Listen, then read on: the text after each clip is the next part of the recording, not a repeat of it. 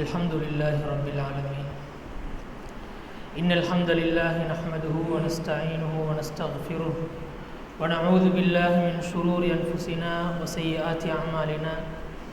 من يهده الله فلا مضل له ومن يضلله فلا هادي له. أشهد أن لا إله إلا الله وحده لا شريك له وأشهد أن محمدا عبده ورسوله. يا أيها الذين آمنوا اتقوا الله حق تقاته ولا تموتن إلا وأنتم مسلمون.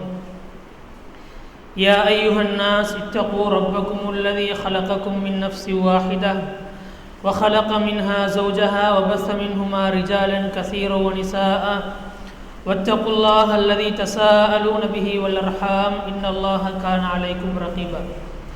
يا أيها الذين آمنوا اتقوا الله وقولوا قولا سديدا يصلح لكم أعمالكم ويغفر لكم ذنوبكم ومن يطع الله ورسوله فقد فاز فوزا عظيما. أما بعد فإن أصدق الحديث كتاب الله وخير الهدي هدي محمد صلى الله عليه وسلم وشر الأمور محدثاتها وكل محدثة بدعة وكل بدعة ضلالة وكل ضلالة في النار.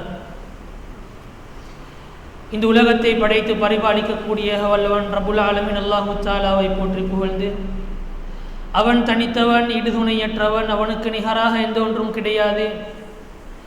அவன் எந்த ஒன்றிலேயும் தேவையுடையவனாகவும் இல்லை, யாருக்கு பெற்றோராகவும் இல்லை, யாருடைய பிள்ளையாகவும் இல்லை என்ற தௌஹீதுடைய வார்த்தையை உங்களுக்கு மத்தியிலே முன்மொழிந்தவனாக, வார்த்தைகளிலே உண்மையான வார்த்தை, உன்னதமான வார்த்தை ஏக வல்லவன் ரப்புல் ஆலமீன் அல்லாஹ் தஆலாவுடைய வார்த்தை என்றும், வழிகாட்டல்களிலே மிகவும் சிறந்த வழிகாட்டல், எல்லா சந்தர்ப்பத்திலேயும் யாருக்கு மத்தியிலும் எந்த ஒரு அச்சமும் இல்லாமல் எடுத்து நடக்க முடியுமான ஒரு வழிகாட்டல் நபி ஸல்லல்லாஹு அலைஹி வஸல்லம் அவர்களுடைய வாழ்க்கை வழிமுறை என்றும், விடயங்களிலே மிகவும் மோசமான விடயம் மார்க்கம் என்ற பெயரிலே எவைகளெல்லாம் உட்புகுத்தப்பட்டு செய்யப்பட்டு கொண்டிருக்கின்றனவோ அவைகள் பித்ஆத்துக்கள் அனைத்தும் வழிகேடுகள் நாளை மறுமையிலே நரகத்தின் பால் இட்டு செல்லும் என்ற நபிகள் நாயகம் ஸல்லல்லாஹு அலைஹி வஸல்லம் அவர்களுடைய இந்த ஹதீஸை ஞாபகப்படுத்திக் கொண்டு இன்றைய ஹுத்பா உரையை ஆரம்பம் செய்கிறேன். அன்பார்ந்தவர்களே, இஸ்லாமிய சகோதரர்களே, அல்லாஹ் தஆலா எமக்கு வழங்கியிருக்கக்கூடிய அருட்கொடைகளில் மிகவும் சிறந்த உன்னதமான ஒரு அருட்கொடைதான் இன்று வரைக்கும், இப்போது வரைக்கும் நாங்கள் ஒரு முஸ்லிமாக வாழ்ந்து கொண்டிருக்கிறோம் என்பது. அல்லாஹ் தஆலா நாம் மரணிக்கின்ற சந்தர்ப்பத்திலும் எம்மை முஸ்லிமாக மரணிக்க செய்ய வேண்டும் என்ற பிரார்த்தனையோடு, அன்பார்ந்தவர்களே, முஸ்லிம் என்பதை தாண்டி மனிதர்கள் என்ற அடிப்படையிலே ஒரு முஸ்லிமாக இருக்கலாம், காஃபிராக இருக்கலாம், யாராக இருந்தாலும் மனிதர் என்று வருகின்ற சந்தர்ப்பத்திலே அன்றாடம் செய்யக்கூடிய செயற்பாடுகளை அல்லாஹ் தஆலா வைத்துத்தான் இருக்கிறான்.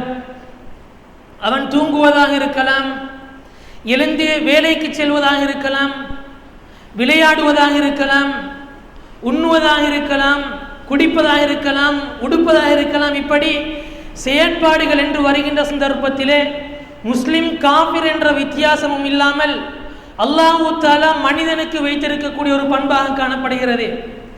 அன்புக்குரிய இஸ்லாமிய சகோதரர்களே, இந்த மனித ஜீவனிலே முஸ்லிமுக்கும் காஃபிருக்கும் உள்ள வித்தியாசம் என்ன என்று பார்க்கின்ற வேளையிலே ஒவ்வொரு செயற்பாடுகளையும் முஸ்லிம்கள் அதற்கு தகுந்தாற்போல் செய்ய வேண்டும், அதற்குரிய வரையறைக்குள் செய்ய வேண்டும். இஸ்லாமிய மார்க்கம் கூடும் என்ற ஒரு பகுதியை வைத்திருக்கிறது, கூடாது என்ற ஒரு பகுதியை வைத்திருக்கிறது. இதனை மையமாக கொண்டுதான் ஒவ்வொரு செயற்பாடுகளும் அமைய வேண்டும் என்பதை இஸ்லாமிய மார்க்கம் எதிர்பார்க்கிறது. அல்லாஹ் தஆலா ரசூல் ஸல்லல்லாஹு அலைஹி வஸல்லம் அவர்கள் ஒரு செயலை தடுத்திருப்பார்கள், அந்த விடயத்தை விட்டு நாங்கள் தவிர்த்து கொள்ள வேண்டும். அனுமதித்திருப்பார்கள், அந்த விடயத்தை நாங்கள் முடியும் என்றால் செய்ய வேண்டும். உண்ணுவதாக இருக்கலாம், குடிப்பதாக இருக்கலாம், ஆடை அணியக்கூடிய விடயங்களாக இருக்கலாம், தூங்கக்கூடிய முறைகளாக இருக்கலாம், வேலைகளாக இருக்கலாம். இப்படி எல்லா விடயங்களையும் நாங்கள் பார்க்கின்ற சந்தர்ப்பத்திலே கூடும் கூடாது என்ற இரண்டு விடயங்களை மையமாக கொண்டுதான் இஸ்லாமிய மார்க்கம் நம்முடைய செயற்பாடுகளை வரையறுத்திருக்கிறது. ஆனால் காஃபிர்களுடைய வாழ்க்கை அவ்வாறு கிடையாது.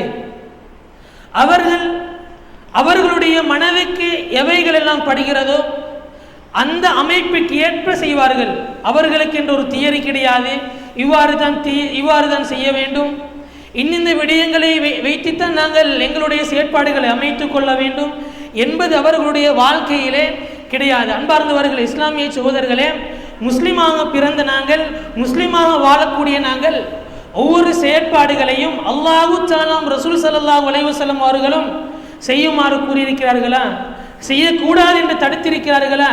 அல்லாஹ்வுக்கும் ரசூலுக்குமாக நாங்கள் தவிர்ந்து வாழ்வோம் என்றிருந்தால், மனது வெறுக்கக்கூடிய நிலையிலும் அல்லாஹ்வும் ரசூலும் தடுத்திருக்கிறார்கள் என்ற ஒரே காரணத்துக்காக வேண்டி நாங்கள் தவிர்ந்து வாழ்வோம் என்று சொன்னால், அந்த இடத்திலே எங்களுடைய உள்ளத்திலே மன நிம்மதி கிடைக்கிறது, மனதுக்கு ஒரு ஆறுதல் கிடைக்கிறது. இதனை நாங்கள் உணர்ந்து வைத்திருக்கிறோம். ஆனால் காபிர்களுடைய வாழ்க்கை என்பது அவ்வாறு கிடையாது. அவர்களுடைய மனதிற்கேற்ப மனது எவ்வாறு சொல்லுகிறதோ, அவர்களுடைய மனோ இச்சை எதையெல்லாம் சொல்லுகிறதோ அவ்வாறு அவர்களுடைய வியாபாரத்தை அமைத்துக் கொள்கிறார்கள், அவர்களுடைய அன்றாட நடவடிக்கைகளை அமைத்துக் கொள்கிறார்கள். பிறகு கஷ்டப்படக்கூடிய, பிறகு கவலைப்படக்கூடிய ஒரு நிலையைத்தான் நாங்கள் பார்க்கிறோம். அன்பார்ந்தவர்களே, இஸ்லாமிய சகோதரர்களே, அதனால தான் அல்லாஹ் தஆலாவும் ரசூல் ஸல்லல்லாஹு அலைஹி வஸல்லம் அவர்களும் அதிகமான இடங்களிலே நமக்கு கூறுகின்ற சந்தர்ப்பத்திலே, அன்றாட நடவடிக்கைகள் என்று வருகின்ற சந்தர்ப்பத்திலே, நீங்கள் தூங்குங்கள், நீங்கள் வேலைகளுக்கு செல்லுங்கள், நீங்கள் நடந்து செல்லுங்கள், நீங்கள் உங்களுடைய செயற்பாடுகளை இவ்வாறு அமைத்துக் கொள்ளுங்கள் என்று சொல்லுகின்ற சந்தர்ப்பத்திலே அதிகமான இடங்களிலே நீங்கள் உண்ணுங்கள் என்பதைத்தான் அல்லாஹ் தஆலா கூறுகிறான். காரணம் என்னவென்று சொன்னால், இந்த உணவுக்கும் மனிதனுக்கும் அவனுடைய செயற்பாடுகளுக்கும் மத்தியிலே ஒரு இணக்கப்பாடு காணப்படுகிறது. உணவு என்று வருகின்ற சந்தர்ப்பத்திலே அவனுடைய உடம்பிற்குள் எந்த அளவுக்கு செல்கிறதோ, எந்த அளவுக்கு தூய்மையான உணவுகள் செல்கிறதோ அந்த அளவுக்கு அவனுடைய செயற்பாடுகள் சீராக அமைகிறது, அவனுடைய பண்பாடுகள் நல்ல விதத்திலே அமைகிறது, மனிதர்களோடு நடந்து கொள்ளக்கூடிய விதமாக இருக்கலாம், அவனுடைய பண்பாடுகளாக இருக்கலாம், அத்தனையுமே சீராக அமைகிறது, அவனுடைய உள்ளம் தூய்மை அடைகிறது. அன்புக்குரியவர்களே, இஸ்லாமிய சகோதரர்களே, ஒரு மனிதன் ஹலாலைத்தான் தின்ன வேண்டும், அவனுடைய வாழ்க்கையிலே ஹலாலான உணவுகளைத்தான் உண்ண வேண்டும் என்று ஆசைப்பட்டு அவன் உண்ணுவானாக இருந்தால், அந்த நேரத்திலே அவன் எல்லா சந்தர்ப்பத்திலேயும் ஹலாலைத்தான் தேடுவான். அவனுடைய உணவு மாத்திரம் கிடையாது, உடையாக இருக்கலாம், அவனுடைய செயற்பாடுகளாக இருக்கலாம், அவனுடைய வியாபாரங்களாக இருக்கலாம், சம்பாத்தியமாக இருக்கலாம், எதுவாக இருந்தாலும் அவன் உணவை ஹலாலாக உண்ண வேண்டும் என்று ஆசைப்படுவானாக இருந்தால், அந்த நேரத்தில் அவனுடைய செயற்பாடுகள் தானாகவே ஹலாலின் பக்கமே அவனுடைய உள்ளம் இழுத்து செல்கிறது. இதற்கு மாற்றமாக ஹராமை தேடி சம்பாதிக்கிறான், ஹராமை உண்ணுகிறான் என்று வருகின்ற சந்தர்ப்பத்திலே அவனுடைய உள்ளம் ஹராத்தின் பக்கம்தான் செல்ல ஆரம்பிக்கிறது.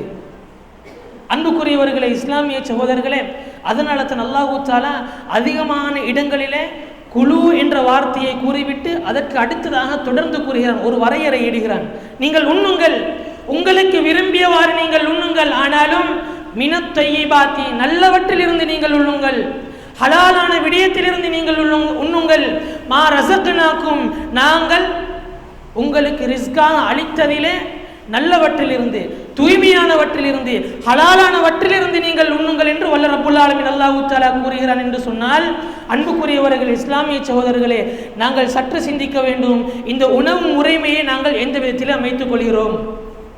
எங்களுடைய வருமானம் எவ்வாறு வருகிறது? ஹலாலான விதத்திலே நாங்கள் உண்ணுகிறோமா? எங்களுடைய பிச்சளங்களுக்கு, எங்களுடைய குழந்தை குட்டிகளுக்கு நாங்கள் ஹலாலான முறையில் உண்ண கொடுக்கிறோமா என்பதை சற்று சிந்தித்து பார்க்க வேண்டும். அல்லாஹ் தஆலா தொடர்ந்து கூறுகிறான், எவ்வாறு தெரியுமா?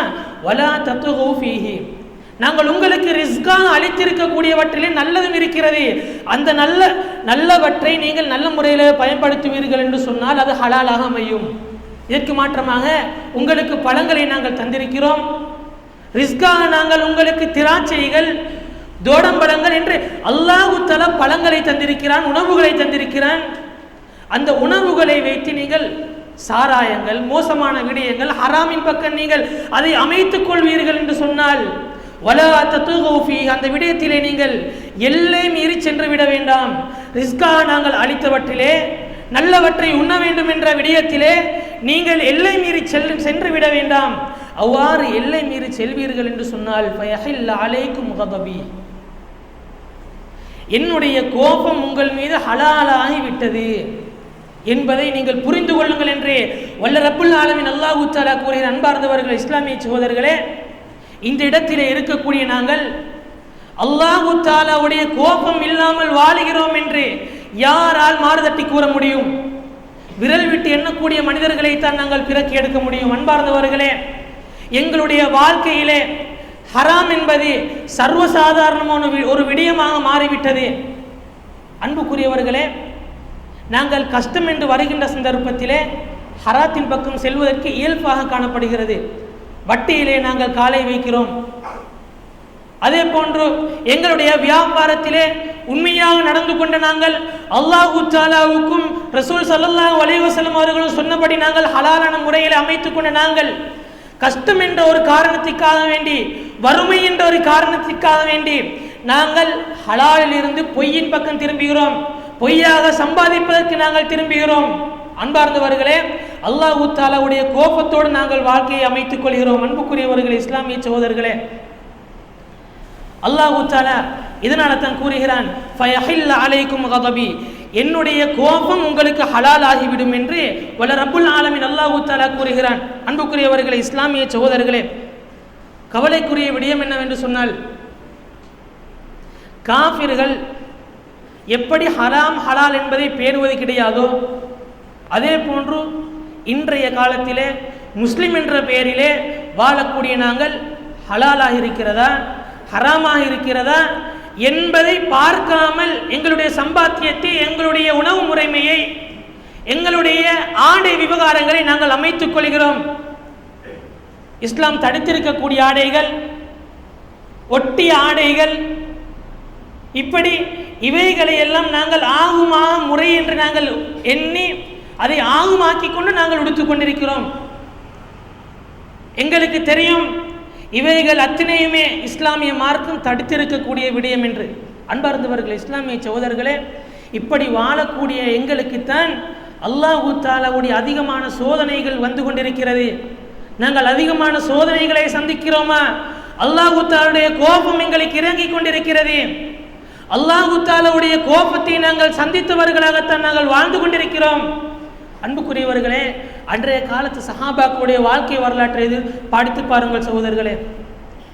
அவர்களுக்கு உண்ணுவதற்கு உணவு கிடையாது, பசியிலே வாடினார்கள், பாதையிலே விழுந்தார்கள், அவர்களுக்கு மேலால் மிதித்து கொண்டு செல்லக்கூடிய அளவுக்கு அவர்களுடைய பட்டினி அவர்களை வாட்டி உதைத்தது. அப்படி இருந்தும் கூட அவர்களுடைய காலத்திலே வட்டி காணப்பட்டது, மதுபானம் காணப்பட்டது, இப்படி ஹராமாக்கப்பட்ட உணவு முறைமைகள் அவருடைய காலத்திலே காணப்பட்டது. இருந்தாலும் ஹராத்தின் பக்கம் சென்றார்களா? கிடையாது. அல்லாஹ் தஆலாவுக்காக வேண்டி நான் வாழுகிறேன், ஹலாலான முறையிலே சம்பாதிக்க வேண்டும், குறைவாக சம்பாதித்தாலும் அல்லாஹ்வுக்காக வேண்டி நான் சம்பாதிக்க வேண்டும் என்ற ஒரு உன்னதமான நோக்கத்திலே வாழ்ந்தார்கள். அவர்களுடைய வாழ்க்கையிலே நிம்மதி காணப்பட்டது, சந்தோஷம் காணப்பட்டது. பட்டினியிலே வாழ்ந்தாலும் அவர்களுடைய வாழ்க்கையிலே பரக்கத் காணப்பட்டது. அன்பார்ந்தவர்களே, இஸ்லாமிய சகோதரர்களே, உமர் ரலியல்லாஹு அன்ஹு அவருடைய வாழ்க்கை எவ்வாறு காணப்பட்டது? அவ்வளவுக்கும் அமீருல் முஃமினீன், ஒட்டுமொத்த முஃமின்களுக்கும் தலைவராக இருந்த அமீருல் முஃமினுடைய வாழ்க்கை, அவர்களுடைய வாழ்க்கை முறையை எடுத்து பாருங்கள். அவர்கள் அணிந்திருந்த ஆடையிலே எத்தனையோ பெச்சேல் போடப்பட்டிருந்தது, துளையிடப்பட்ட ஆடைகள், தைக்கப்பட்ட ஆடைகள். அன்பார்ந்தவர்களே, இன்று நாங்கள் ஹராமான முறையிலே சம்பாதிக்கிறோம், சர்வசாதாரணமாக ஹராத்திக்கு நாங்கள் இறங்குகிறோம், நிம்மதியற்ற வாழ்க்கையை நாங்கள் வாழ்ந்து கொண்டிருக்கிறோம். அன்பார்ந்தவர்களே, இஸ்லாமிய சகோதரர்களே, நபிகள் நாயகம் ஸல்லல்லாஹு அலைஹி வஸல்லம் அவர்கள் கூறினார்கள் தானே, ஒரு காலம் வரும், அந்த காலத்திலே நாங்கள் செய்யக்கூடிய எந்த செயற்பாடாக இருந்தாலும் அதிலே நாங்கள் ஹலாலை செய்கிறோமா ஹராமை செய்கிறோம் என்பதை பார்க்கக்கூடிய ஒரு காலம் கிடையாது. அந்த காலம் அவ்வளவுக்கு இலகுவாக ஹலாலையும் ஹராமையும் அவர்கள் தாண்டி சென்று விடுவார்கள். ஹராமை அவர்களுடைய வாழ்க்கையிலே எடுத்துக்கொள்வார்கள். அன்புக்குரியவர்களே, இஸ்லாமிய சகோதரர்களே, இன்று இசையை நாங்கள் ஹராம் என்று தெரிந்திருந்தாலும் அந்த இசையின் பக்கம் செல்கிறோம் என்று சொன்னால் அந்த காலத்திலே தான் நாங்கள் வாழ்ந்து கொண்டிருக்கிறோம். அல்லாஹ் தஆலா கூறுகிறான், வமினன் நாஸி மை யஷ்தரி லஹுவல் ஹதீஸ். வார்த்தைகளிலே வீணானவற்றை மனிதன் சல்லி கொடுத்து வாங்குகிறான், வாங்கி பெற்றுக்கொள்கிறான். வார்த்தைகளிலே வீணானதுதான் இசை என்று எங்களுக்கு தெரிந்த ஒரு விடயம். அல்லாஹ் தஆலா தொடர்ந்து கூறுகிறான், லஹுவல் ஹதீஸ் லியுதில்ல அன் சபீலில்லாஹ். அல்லாஹ் தஆலாவுடைய பாதையை விட்டும் வழிதவறி செல்வதற்காக வேண்டிய அவர்கள் வாங்கிக் கொள்கிறார்கள். பிகைரி இல்மின், அவர்களுக்கு தெரியாது நான் வழிதவறி செல்ல போகிறேன் என்பது. இன்று பார்க்கலாம், எந்த வீடியோ எடுத்து பார்த்தாலும், ஃபேஸ்புக்கிலே வரக்கூடிய எந்த வீடியோ எடுத்து பார்த்தோம் என்று சொன்னாலும், யூடியூபிலே வரக்கூடிய ஷார்ட்ஸ் வீடியோவை நாங்கள் எடுத்து பார்த்தோம் என்று சொன்னாலும், எங்களுக்கு கவலையை ஊட்டக்கூடிய விடயமாக இருந்தாலும் அதிலே இசை கலந்திருப்பதை நாங்கள் பார்க்கிறோம். அன்புக்குரியவர்களே, எவ்வளவு தௌஹீதை பேசக்கூடிய ஒரு மனிதனாக இருந்தாலும் எங்களுக்கு மனதுக்கு உறுத்தக்கூடிய ஒரு விடயமாக இருப்பதால் நாங்கள் பார்க்கிறோம் என்ற ஒரு சிம்பிளான ஒரு வார்த்தையை கூறுகிறார்கள். அந்த வீடியோக்குள் அமைந்திருக்கக்கூடிய இசையை நாங்கள் உற்று பார்ப்பது கிடையாது. அதன் மூலமாக நாங்கள் என்ன செய்கிறோம், அதிலிருந்து சற்று அந்த மியூசிக் எந்த படத்திலே வருகிறது என்பதை நாங்கள் பார்க்கிறோம். அப்படி கொஞ்சம் கொஞ்சமாக அந்த மியூசிக்கை நாங்கள் தேடி அந்த படத்திற்கு சென்று படத்திற்கு அடிமையான மனிதர்களாக மாறியிருக்கிறோம் என்று சொன்னால், ஒமினன் நாஸி மை யஷ்தரி லஹுவல் ஹதீஸ் லியுதில்ல அன் சபீலில்லாஹி பிகைரி இல்ம். இந்த வசனத்திற்கு தகுதியான மனிதர்களாகத்தான் நாங்கள் வாழ்ந்து கொண்டிருக்கிறோம். அன்பார்ந்தவர்களே, இஸ்லாமிய சகோதரர்களே, நபிகள் நாயகம் ஸல்லல்லாஹு அலைஹி வஸல்லம் அவர்கள் கூறினார்கள், இன்னல் ஹலால பையின், ஹலால் என்பது நிச்சயமாகவே தெளிவாகிவிட்டது. வைன்னல் ஹராம பையின், ஹராம் நிச்சயமாக தெளிவாகிவிட்டது. இப்படி இருக்கின்ற சந்தர்ப்பத்திலே அபைனஹுமா உமூரும் முஸ்தபிஹாத், அந்த இரண்டுக்கும் மத்தியிலேயும் சந்தேகத்திற்குரிய சில விடயங்கள் காணப்படுகின்றன. இன்று வியாபாரத்தை எடுத்து நோக்குகின்ற பொழுது மௌலவி இந்த வியாபாரத்தை நாங்கள் செய்கின்ற சந்தர்ப்பத்திலே கொஞ்சம் ஹராமை போன்று இருக்கிறது, ஆனாலும் ஹலாலாகவும் இருக்கிறது என்பதை விளங்குகிறது. இந்த விடயத்தை செய்தால் வாங்கக்கூடிய கஸ்டமர்கள் ஏமாறுவார்கள் போன்றிருக்கிறது, இருந்தாலும் இதிலே நல்ல லாபம் கிடைக்கக்கூடிய ஒரு முறைமையாக காணப்படுகிறது. இதில் செய்யலாமா முடியாதா என்ற ஒரு கேள்வியை கேட்கிறார்கள். அன்புக்குரியவர்களே, இஸ்லாமிய சகோதரர்களே, எங்களுக்கு விளங்குகிறது சந்தேகத்திற்குரிய விடயம் என்று.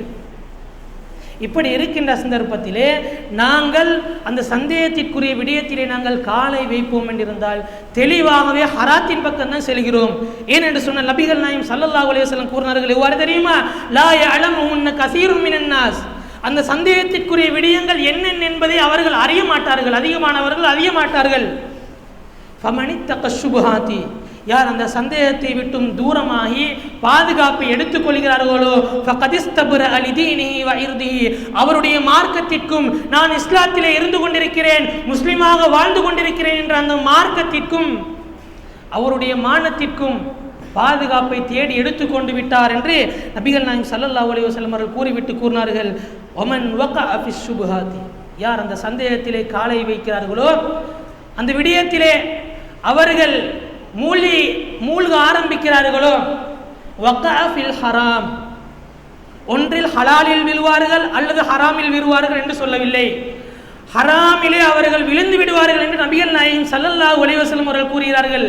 அன்புக்குரியவர்களே, அதனை கூறிவிட்டு நபிகள் நாயகம் ஸல்லல்லாஹு அலைஹி வஸல்லம் அவர்கள் அருமையான ஒரு உதாரணத்தை கூறுகிறார்கள். கர்ராஇ யர்ஆ ஹவுலல் ஹிமா, ஒரு எல்லைக்குள்ளே ஆடு மேய்க்கக்கூடிய ஒரு மேய்ப்பாளன் ஆடுகளை மேய்த்து கொண்டிருக்கிறான். அந்த நேரத்திலே அவர் அந்த எல்லைக்குள் மேய்ப்பார் என்றிருந்தால் அவர் பேணிப்பாக வாழ்ந்து கொள்ளக்கூடிய ஒரு மனிதர். இதற்கு மாற்றமாக அவர் அந்த எல்லை போர்டரிலே அவர் மேய்க்கக்கூடியவராக இருந்தால் சில வேளை அந்த எல்லைக்கு அப்பால் ஒரு ஹராமான வாழ்க்கை காணப்படும். காரணம், அது எங்களுடைய காணி கிடையாது. இல்லாவிட்டால் அந்த எல்லைக்கு அப்பால் ஒரு பாதாள குழி காணப்படும். அந்த எல்லையிலே அவர் மேய்க்கின்ற சந்தர்ப்பத்தில் சற்று தெரியாமலோ கால் தவறி விழுகின்ற சந்தர்ப்பத்திலே அந்த இரண்டில் ஒன்றில் தான் அவர் விழப்போகிறார். ஒன்றில் அவருடைய அநியாயமான வாழ்க்கை ஹராத்தின் பக்கம் அந்த வாழ்க்கை அநியாயமான ஒரு வாழ்க்கையின் பக்கம் செல்ல ஆரம்பிக்கிறது. அன்புக்குரியவர்களே, இஸ்லாமிய சகோதரர்களே, இந்த இரண்டு விடயத்தை நாங்கள் எடுத்து பார்த்தோம் என்று சொன்னாலும் நமக்குத்தான் பாதிப்பாக அமைகிறது. எனவே அன்பார்ந்தவர்களே, இஸ்லாமிய சகோதரர்களே, யார் அந்த எல்லைக்குள் வாழ்கிறார்களோ, இஸ்லாமிய மார்க்கம் போட்ட எல்லைக்குள் வாழ ஆரம்பிக்கிறார்களோ அவர்களுடைய வாழ்க்கை சீராக அமைய ஆரம்பிக்கும். இதற்கு மாற்றமாக நாங்கள் எங்களுடைய மனது சொல்லுகிறது இதிலே அதிகமான லாபத்தை பெற்றுக்கொள்ளலாம், இந்த விடயத்திலே அதிகமாக நாங்கள் சம்பாதித்து நல்ல முறையில் வாழலாம் என்ற ஒரு எண்ணம் எங்களுடைய உள்ளத்துக்கு தோன்றினாலும் நாங்கள் அந்த விடயத்தை நாங்கள் தவிர்த்து கொள்வோம் என்று சொன்னால் அந்த நேரத்தில் அல்லாஹ் தஆலாவிடத்திலே அதிகமான கூலிகளை பெற்றுக்கொள்ள முடியுமா இருக்கிறது. அன்புக்குரியவர்களே, இஸ்லாமிய சகோதரர்களே, நபிகள் நாயகம் ஸல்லல்லாஹு அலைஹி வஸல்லம் அவர்கள் அந்த ஹதீஸிலே தொடர்ந்து கூறினார்கள், அலா வ இன் ஃபில் ஜஸதி முத்கா, நீங்கள் அறிந்து கொள்ளுங்கள், நிச்சயமாக உடம்பிலே ஒரு சதை பிண்டம் இருக்கிறது, அது சீராக அமையும் என்றிருந்தால் முழு உடம்புமே சீராகிவிடும், அது சீர்கெட்டுவிடும் என்று சொன்னால் முழு உடம்புமே சீர்கெட்டுவிடும் என்று நபிகள் நாயகம் ஸல்லல்லாஹு அலைஹி வஸல்லம் கூறிவிட்டு அதுதான் உள்ளம் என்று கூறினார்கள். இந்த ஹதீஸிலிருந்து நாங்கள் புரிந்து கொள்ள வேண்டிய மிக முக்கியமான விடயம் என்னவென்று சொன்னால், அன்பார்ந்தவர்களே, ஹலாலாக சம்பாதிப்பது என்பது மிகவும் கஷ்டமான ஒரு விடயம். குறைவாகத்தான் சில சந்தர்ப்பங்களில் வருமானம் வரும், சில சந்தர்ப்பத்திலே எங்களுக்கு வருமானம் இல்லாமலே போய்விடும். நாங்கள் எதிர்பார்த்திருப்போம் இன்றைக்கு வருமானம் கிடைக்க வேண்டும், லாபம் கிடைக்க வேண்டும் என்று, ஆனால் அந்த நேரத்திலே கடைக்கு வியாபாரிகள் வருவது கிடையாது. இந்த சந்தர்ப்பத்திலே அன்பார்ந்தவர்களே கடுமையான கஷ்டம் காணப்படும். இப்படி கஷ்டமான நேரத்திலும் நாங்கள் ஹலாலான முறையிலே சம்பாதிப்பதற்கு ஆசையை வைத்து சம்பாதிப்போம் என்றிருந்தால் எங்களுடைய வாழ்க்கையிலே நிம்மதி காணப்படும். குடிசை வீட்டிலே நாங்கள் வாழ்வோம் என்றிருந்தாலும் ஹலாலாக சம்பாதித்து ஹலாலாக உண்டு வாழ்வோம் என்றிருந்தால் எங்களுடைய வாழ்க்கையிலே நிம்மதி காணப்படும். எவ்வளவுதான் பங்களாவிலே வாழ்ந்து மாளிகை போன்ற வீடுகளை நாங்கள் கட்டிக்கொண்டு ஹராமான சம்பாத்தியம் எங்களுடைய வாழ்க்கையிலே ஒரு சற்றாவது நாங்கள் கலந்து வாழ்வோம் என்று சொன்னால், எங்களுடைய சம்பாத்தியத்திலே ஹராம் கலந்து விடும் என்றிருந்தால் அந்த நேரத்திலே நிம்மதி என்பது அகன்று சென்றுவிடும், எங்களை விட்டு தூரமாகி சென்றுவிடும். மன நிம்மதி கிடையாது, வாழ்க்கையிலே விரக்தி காணப்படும். ஏன் வாழ்கிறோம் என்ற ஒரு வாழ்க்கை நம்முடைய வாழ்க்கையிலே கலந்து விடுகிறது. அன்பார்ந்தவர்களே, இஸ்லாமிய சகோதரர்களே, அதற்கு மிக முக்கியமான காரணம் இந்த ஹதீஸில் இருந்து நாங்கள் விளங்க வேண்டும் என்ன தெரியுமா? ஹலாலாக சம்பாதிப்பதற்கும் ஹராமாக சம்பாதிப்பதற்கும் உள்ளத்திற்கும் மிகவும் நேரடியான ஒரு கனெக்ஷன் காணப்படுகிறது. நாங்கள் ஹலாலாக சம்பாதிப்போம் என்று சொன்னால் உள்ளம் நிம்மதி அடைகிறது. இதற்கு மாற்றமாக ஹராத்திலே நாங்கள் விழுந்து விடுவோம் என்று சொன்னால் நிம்மதியற்ற வாழ்க்கையை தான் நாங்கள் தேடிச் செல்கிறோமே தவிர ஒரு சந்தோஷமான வாழ்க்கையை எதிர்பார்த்து வாழ முடியாது என்பதை நாங்கள் புரிந்து கொள்ள வேண்டும். அன்பார்ந்தவர்களே, எவ்வளவுதான் நாங்கள் சம்பாதித்தாலும் நிம்மதி என்ற ஒரு விடயம் நம்முடைய வாழ்க்கையை விட்டு அகன்று சென்றும் என்று சொன்னால் இந்த உலகத்திலே நாங்கள் வாழ்ந்ததிலே வேஸ்டாகத்தான் காணப்படுவோம். அன்புக்குரியவர்களே, எல்லா மனிதர்களும் சம்பாதிப்பது நிம்மதியை தேடிதான். அந்த நிம்மதியை இந்த சல்லியின் மூலமாக, இந்த சம்பாத்தியத்தின் மூலமாக, இந்த உணவு முறைமையின் மூலமாக இழப்போம் என்றிருந்தால் எப்பொழுது நாங்கள் நிம்மதியை தேடப் போகிறோம்? அன்புக்குரியவர்களே, இஸ்லாமிய சகோதரர்களே, அதே போன்று இந்த ஹராமான வாழ்க்கையிலே, ஹராமான சம்பாத்தியத்திலே, ஹராமான முறையிலே உண்டு வாழக்கூடிய ஒரு மனிதனுடைய வாழ்க்கையிலே மிகவும் தூரமாகக்கூடிய ஒரு விடயம் என்ன தெரியுமா? அல்லாஹு தஆலாவுடைய அருட்கொடைகள் தூரமாக ஆரம்பிக்கிறது. அவனுடைய வாழ்க்கையிலே பரக்கத் இல்லாமல் போக ஆரம்பிக்கிறது. அதே போன்று அல்லாஹு தஆலாவுக்காக வேண்டி செய்யக்கூடிய அமல்களிலே கபூலியத் என்பது இல்லாமல் போக ஆரம்பிக்கிறது. நபிகள் நாயகம் ஸல்லல்லாஹு அலைஹி வஸல்லம் அவர்கள் என்ன கூறினார்கள்? எவ்வளவுதான் பிரயாணத்திலே கஷ்டப்பட்டு நெடுந்தூரம் அவன் பிரயாணம் செய்கிறான், அவனுடைய சூரத்தை அவ்வாறே மாற்றம் அடைகிறது, தூசி படிந்த நிலையில் அவன் பிரயாணிக்கிறான். இந்த நேரத்திலே பொதுவாகவே பிரயாணியுடைய துவா ஏற்றுக்கொள்ளப்படக்கூடிய ஒரு நிலைமை இருந்தாலும் அவனுடைய துவா ஏற்றுக்கொள்ளப்படாமல் இருப்பதற்கு மிக முக்கியமான காரணம் அவனுடைய உடம்பிலே ஹராம் கலந்திருக்கிறது, உணவு முறைமையிலே ஹராம் கலந்திருக்கிறது, குடிபானத்திலே ஹராம் கலந்திருக்கிறது. அன்பார்ந்தவர்களே, இஸ்லாமிய சகோதரர்களே, துஆவுடைய விடயத்தில் கூட கபூலியத் இல்லாமல் போகக்கூடிய ஒரு நிலைமை இந்த ஹராத்தின் மூலமாக உண்டாகிறது என்று சொன்னால் ஏனைய வணக்கங்களுடைய நிலைமை எவ்வாறு காணப்படும் என்பதை நாங்கள் சற்று சிந்தித்து பார்க்க வேண்டும். அன்புக்குரியவர்களே, இஸ்லாமிய சகோதரர்களே, இன்று பார்க்கலாம், ஒரு அறிஞர் கூறுகிறார், இதே இன்றைய காலத்தில் இருக்கக்கூடிய ஒரு நிலைமையை தான் அன்றைய காலத்தில் ஒரு அறிஞர் கூறுகிறார்.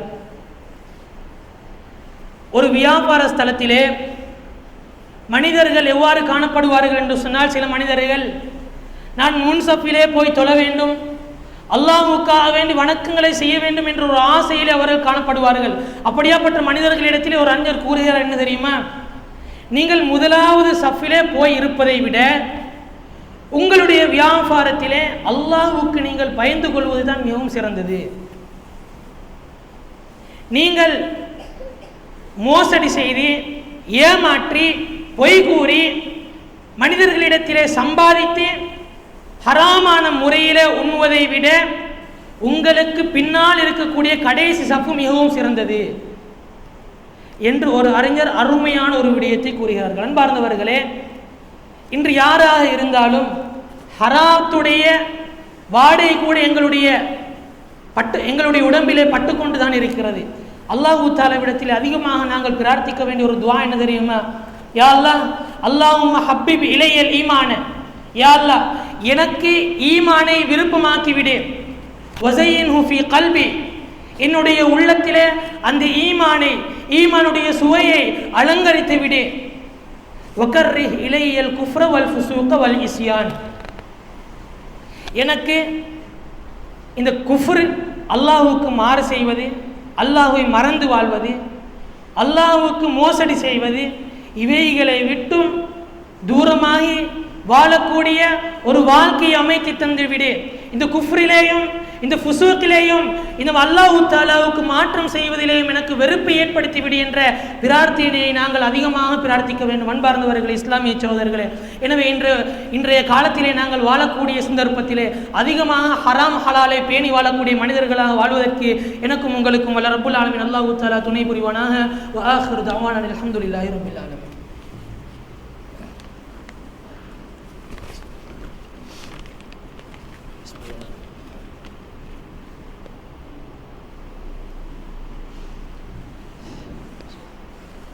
அல்ஹம்துலில்லாஹி ரப்பில் ஆலமீன் வ ஹுவ வலியுஸ் ஸாலிஹீன் ஃபலா உத்வான இல்லா அலல் ஸாலிமீன். அஸ்ஸலாத்து வஸ்ஸலாமு அலா அஷ்ரஃபில் அன்பியாஇல் முர்ஸலீன் நபியினா முஹம்மதின் வ அலா ஆலிஹி வ அஸ்ஹாபிஹி வ மன் தபிஅஹும் பி இஹ்சானின் இலா யௌமித்தீன். அம்மா பஅத். அன்பார்ந்தவர்களே, இஸ்லாமிய சகோதரர்களே, எங்களுடைய வாழ்க்கை என்பது நாங்கள் எவ்வளவுதான் ஹலாலை எதிர்பார்த்து வாழ வேண்டும் என்று ஆசைப்பட்டாலும் ஹராத்தின் பக்கமே நகர்ந்து கொண்டிருக்கக்கூடிய ஒரு வாழ்க்கை வட்டாரத்திலே தான் நாங்கள் வாழ்ந்து கொண்டிருக்கிறோம். அன்பார்ந்தவர்களே, இஸ்லாமிய சகோதரர்களே, ஹராத்தை விட்டு நாங்கள் தூரமாகி வாழ வேண்டும் என்று சொன்னால் அல்லாஹ் தஆலாவும் ரசூல் ஸல்லல்லாஹு அலைஹி வஸல்லம் அவர்களும் காட்டி தந்திருக்கக்கூடிய வழிமுறைகள் என்ன என்பதை நாங்கள் சற்று சிந்தித்து படிக்க வேண்டும். அல்லாஹ் தஆலா கூறுகிறான், முதலாவதாக நாங்கள் எங்களுடைய உள்ளத்திலே வரவழைத்துக் கொள்ள வேண்டிய ஒரு விடயம் என்ன தெரியுமா? இந்த உலகத்திலே வாழ்வதற்கான மிக முக்கியமான நோக்கம் என்ன தெரியுமா? நாளை மறுமையிலே சுவர்க்கத்தை அடைய வேண்டும் என்ற அல்லாஹ் தஆலாவுடைய ரஹ்மத்தை அடைய வேண்டும் என்ற ஒரு முக்கியமான நோக்கமாகத்தான் காணப்படுகிறது. அதற்கு மிக முக்கியமான அவசியமான ஒன்று தான் அல்லாஹ் தஆலாவுக்கு பயந்து வாழ வேண்டும். உமை யத்தகில்லாஹ யஜ்அல் லஹு மின் அம்ரிஹி யுஸ்ரா. யார் அல்லாஹ் தஆலாவுக்கு பயந்து வாழ்கிறார்களோ அவருடைய அத்தனை விடயங்களையும் அல்லாஹ் தஆலா லேசிப்படுத்தி விடுகிறான்.